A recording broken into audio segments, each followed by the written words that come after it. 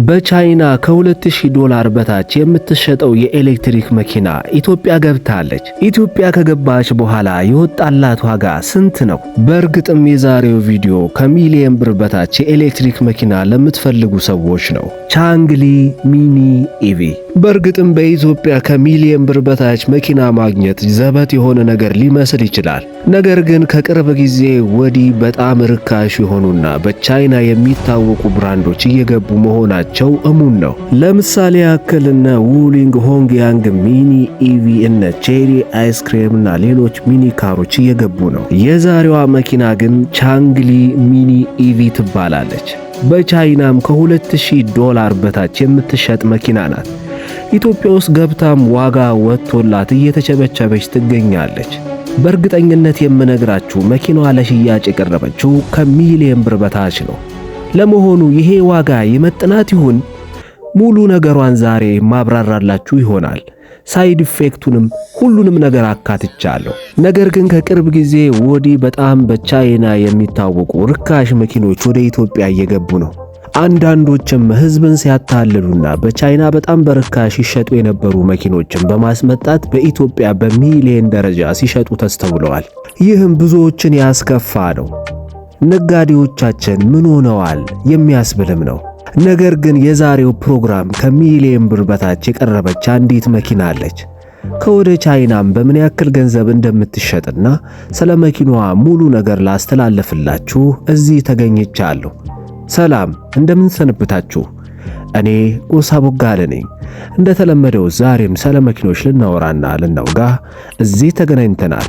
ይህንን ፕሮግራም ስትከታተሉ ከናንተ የሚጠበቀው ነገር ላይክ፣ ሰብስክራይብ ማድረግ ብቻ ነው። ቻንግሊ ሚኒ ኢቪ። ይህ መኪና በቻይና የሚመረተው እጅግ በጣም ርካሽ የኤሌክትሪክ መኪና ሲሆን በተለይ ለከተማ ትራፊክና አጭር ርቀት ጉዞዎች ተብሎ የተሰራ መኪና ነው። ይህ መኪና በዋናነት የሚታወቀው በጣም በዝቅተኛ ዋጋ በመሸጡና ዝቅተኛ ገቢ ላላቸው ተሽከርካሪ ፈላጊዎች የቀረበ መኪና እንደሆነ ይታወቃል። ነገር ግን ይኸው መኪና በቅርቡ ወደ ኢትዮጵያ ገብቷል። ቻንግሊ ሚኒ ኢቪ። ይህ መኪና ጥቅሙ ምንድን ነው? ጉዳቱስ ምንድን ነው? በኢትዮጵያስ የቀረበበት ዋጋ ምን ያህል ተመጣጣኝ ነው የሚለውን በጋራ እንመለከታለን በዛሬው ፕሮግራማችን። የተከበራችሁ የቻናሌ ቤተሰቦች፣ አስቀድሜ የዚህን መኪና ዋና ዋና ባህሪያትና ዝርዝር መገለጫዎችን ላስቀድምላችሁ። ይህ መኪና ማለትም ቻንግሊ ሚኒ ኢቪ የሚባለው የኤሌክትሪክ መኪና በጣም በርካሽ የቀረበ መኪና ነው። ምናልባትም በቻይና ከ$2000 የአሜሪካን ዶላር ያልዘለለ ዋጋ ያለው መኪና ነው። ይህም በዓለማችን ደረጃ ርካሹ የሚያስብለው ተሽከርካሪ ሆኖ ተመዝግቧል። ከዚህም በፊት ስለዚሁ መኪና የዓለማችን ርካሿ መኪና ብዬ አንድ ቪዲዮ ሰርቼላችሁ ነበር።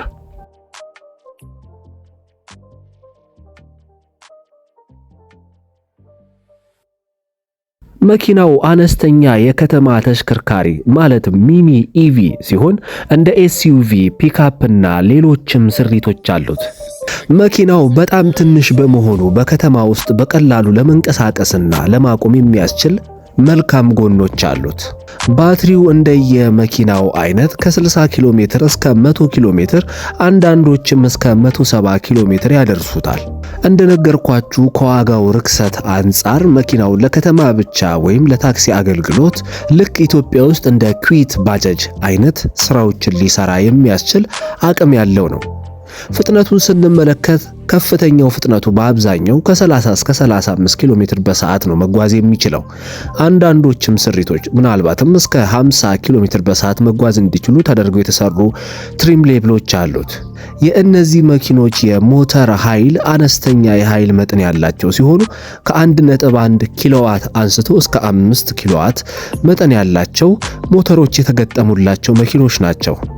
መኪኖቹ በሁለት አይነት የባትሪ አማራጮች አሏቸው። አንደኛው ሊድ አሲድ የሚባለው ሲሆን ሌላኛው ደግሞ ሊቲየም አየን ባትሪ አለው። ሊቲየም አየን ባትሪ እንደምታውቁት በትላልቅ የኤሌክትሪክ መኪኖች ላይ የሚውለው የባትሪ አይነት ነው። ሊድ አሲድ ግን በስኩተር ባጃጆች ላይ በስኩተሮች ላይ በብዛት የምንመለከተው የባትሪ ታይፕ ነው።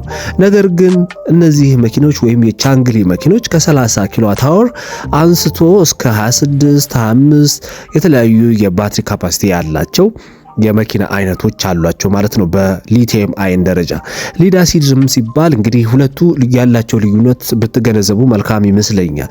ሊድ አሲድ ሲሆን ማክሲመምሊ እስከ 3 ዓመት ነው የሚያገለግለው። ሊቲየም አየን ሲሆን ግን ከ10 ዓመት በላይ ሊያገለግል ይችላል ተብሎ መላምቶች አሉ። ስለዚህ ሊቲየም አየን እና ሊድ አሲድ ትልቁ ልዩነታቸው ምንድነው?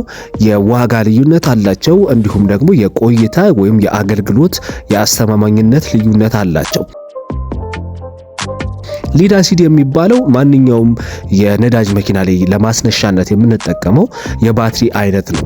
እሱ ከ3 ዓመት የዘለለ እድሜ አይኖረውም በየትኛውም ሊድ አሲድ ባትሪ ላይ ማለት ነው።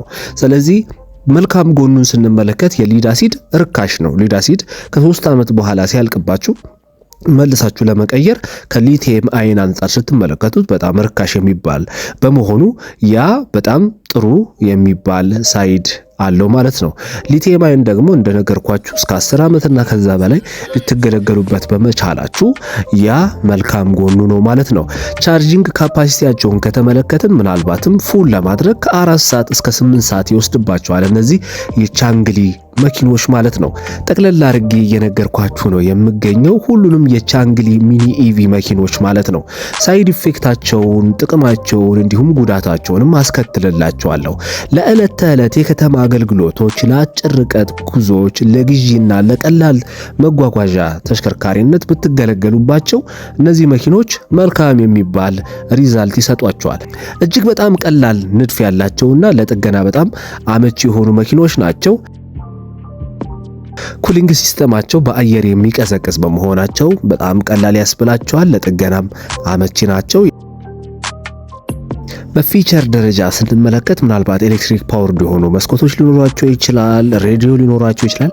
ከዚህ የዘለለ ብዙም አይኖራቸውም ብዬ አስባለሁ። መኪኖቹ ግን ኤቢኤስ፣ አንቲሎክ ብሬክ ሲስተም ምናምን የሚባሉት የፊቸር አይነቶች እነዚህ መኪኖች ላይ በብዛት አይገኙ ማለት ነው። ኤርባግ ላይኖራቸው ይችላል።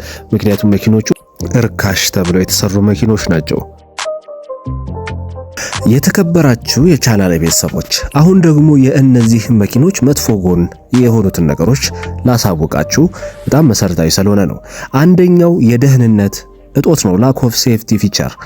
ይህ መኪና እጅግ በጣም ርካሽ እንዲሆን ተደርጎ የተሰራ መኪና ነው። ዘመናዊ የደህንነት ባህሪያት የሏቸውም። በጣም ርካሽ ስለሆኑ ማለት ነው። እንደ ኤርባግ፣ አንቲሎክ ብሬክ ሲስተም እና ሌሎች የመሳሰሉት ኤቢኤስ እንዳልኳችሁ እንዲሁም ሌሎች የሴፍቲ ፊቸሮች የሏቸውም። ምክንያቱም መኪኖቹ ርካሽ መኪኖች ናቸው። ሌላኛው ደግሞ ዝቅተኛ ጥራት ያላቸው ቁሶችን ነው የሚጠቀሙት ማለት ነው። ይህም ዋጋውን ለመቀነስ ሲባል አብዛኞቹ የውስጥና የውጭ ክፍሎች የሚሰሩት ከርካሽና በጣም ከወዳደቁ ነገሮች ነው ማለት ነው። ይሄንንም ታሳቢ አድርጋችሁ መግባት አለባችሁ።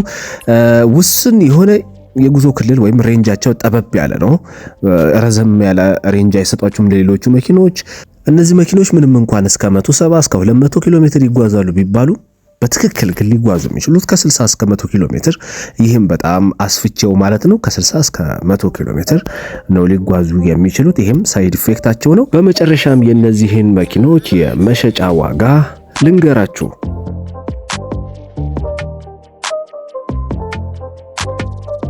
እነዚህ ቻንግሊ ሚኒ ኢቪ የሚሰኙት መኪኖች በኢትዮጵያ የገባችሁ እቺ በስክሪን ላይ ያስቀመጥኩላችሁ የኤሌክትሪክ መኪና ይወጣላት ዋጋ ከ900 ሺህ እስከ 980 ሺህ የኢትዮጵያ ብር ነው።